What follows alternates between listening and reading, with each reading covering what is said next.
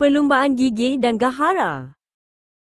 Di dalam hutan rimba yang nyaman, tinggallah dua sahabat, arnab bernama Gahara dan kura-kura bernama Gigih. Gahara sungguh pantas, manakala Gigih pula sentiasa bergerak perlahan-lahan. Mari kita berlumba ke bukit sana. Siapa cepat dia menang, ajak Gahara dengan lagak. Gigih hanya mengangguk setuju. Mereka memulakan perlumbaan sebaik sahaja burung hantu memberi isyarat. Arnab berlari laju meninggalkan kura-kura. Gahara ketawa besar sambil melompat-lompat dengan pantas, meninggalkan Gigih jauh di belakang.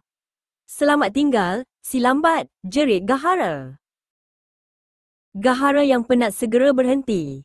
Gigih lambat sangat, aku boleh berehat dan tidur sekejap, katanya sambil berbaring di bawah pokok rendang. Tak lama kemudian, Gahara pun terlena dibuai angin sepoi-sepoi. Sementara itu, Gigih tetap meneruskan perjalanan. Dia tahu dia tidak sepantas Gahara, tetapi dia tidak pernah berputus asa. Dia juga sedar, tiada gunanya tergesa-gesa. Di tengah perjalanan, Gigih ternampak seekor semut yang tergelincir dan terperangkap di dalam lumpur kecil. Semut itu meronta-ronta meminta tolong. Kura-kura mempunyai sifat baik hati dan rajin. Walaupun sedang berlumba, Gigih berhenti dan menggunakan sehelai daun untuk membantu semut itu keluar dari lumpur. Setelah semut itu selamat dan berterima kasih, Gigih kembali fokus pada laluan.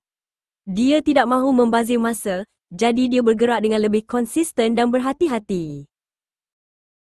Gahara tersedar apabila mendengar bunyi sorakan.